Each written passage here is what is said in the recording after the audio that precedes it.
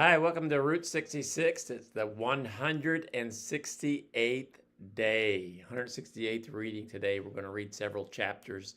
We're in Psalm 24 through 29.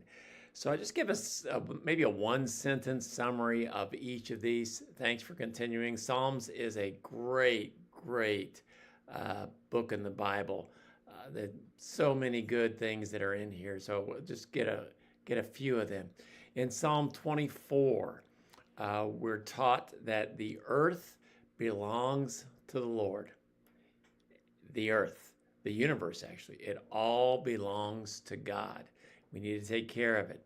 And it also teaches us that only the pure in heart are able to enter into his presence. And we need to make sure that our heart is where it ought to be.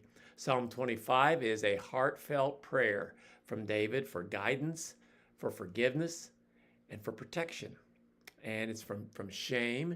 He doesn't want to be ashamed. And also, he's got some enemies. And I think it's an important thing for us to pray that God would protect us and help us when we're going through hard times. Psalm 26, David appeals to his integrity. He has not been a perfect man by any means, but he has maintained his character, and he asks God, which is a hard thing, asks God to examine his heart, make sure that he's right, and to redeem him, to pull him out of the trouble that he finds himself in. In Psalm 27, David expresses his trust in God. God, I trust you. And especially when you're going through hard times, it's hard to trust God, but you need to verbalize it. God, I trust you.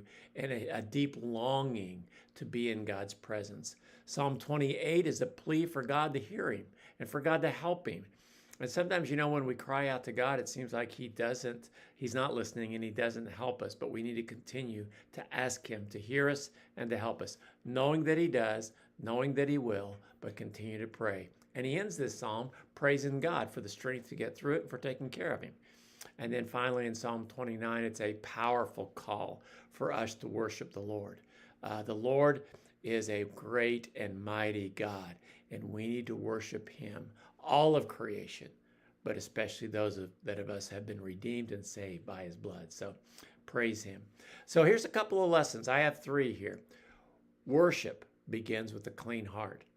Oftentimes we think of worship, we think of music, we think of what we're doing on the outside, but God looks on the inside. Humility, integrity, trust. It begins with our heart. Our heart needs to be in the right place, and it will then go from to the outside. A second lesson is God is our refuge.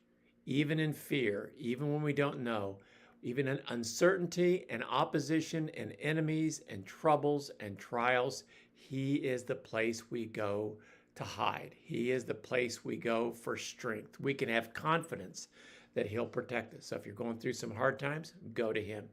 And the third lesson, God has a mighty voice, and we can trust him. God speaks with authority over creation, over our lives, over our trouble, and we can stand in awe of who he is and praise him for who he is and what he does.